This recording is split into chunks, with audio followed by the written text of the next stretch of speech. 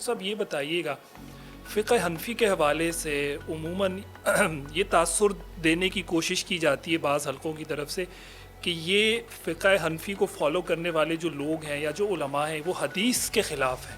کیا واقعی ایسا ہے؟ یہ 100% پروپیگنڈا ہے. اگر فقہ حنفی کے فالو کرنے والے قرآن و سنت کے خلاف ہوتے نا تو دنیا میں سب سے زیادہ فقہ حنفی نہ پھیلتا. ٹھیک ہے نا.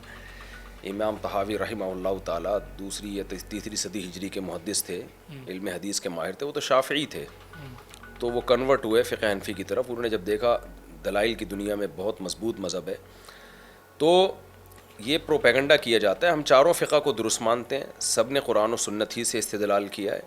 تو یہ جو پروپیگنڈا ہے نا، یہ ابو حنیفہ رحمہ اللہ کے مقابلے میں حدیث کو چھوڑ دیتے ہیں. یہ بالکل غلط ہے. ہم کبھی بھی حدیث کو امام حنیفہ کے قول پہ امام ابو حنیفہ کے قول کو حدیث پہ کبھی ترجیح نہیں دیتے. اگر ایسا ہوتا تو فقہ حنفی میں بہت سارے اقوال ایسے ہیں جو امام ابو حنیفہ کے جن کو نہیں لیا گیا. امام حنیفہ کے نظر میں جنگی جو کافر ہے، حربی کافر، اس سے سود لینا جائز ہے، فقہ حنفی میں جائز نہیں ہے. امام ابو حنیفہ کے نزدیک 2.5 سال مدت ہے عورت کی دودھ پلانے کی، فقہ حنفی میں 2 سال ہے. امام ابو حنیفہ کے نزدیک نماز استسقاء نہیں ہے، بارش کی کوئی نماز نہیں ہے، فقہ حنفی میں نماز استسقاء سنت ہے. امام ابو حنیفہ کے نزدیک عقیقہ سنت نہیں ہے، فقہ حنفی میں عقیقہ سنت ہے. تو اندھی تقلید کہاں ہوئی؟ کیوں چھوڑا ان اقوال کو؟ تو یہ باتیں کرنے پر چونکہ گورنمنٹ کی طرف سے کوئی پابندی نہیں ہے، تو لوگ آتے ہیں پھینکتے رہتے ہیں.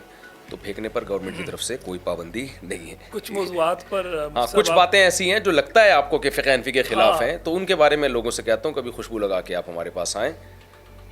یہ ضروری ہے کہ نہا دھو کے خوشبو، جیسے آپ ماشاءاللہ نہا دھو کے خوشبو لگا کے آئے ہوئے ہیں، تو ایسے خوشبو لگا کے نہا دھو کے آئیں. تو ہم آپ کو بتائیں گے جو بات آپ کو حدیث کے خلاف لگ رہی ہے وہ ہے نہیں.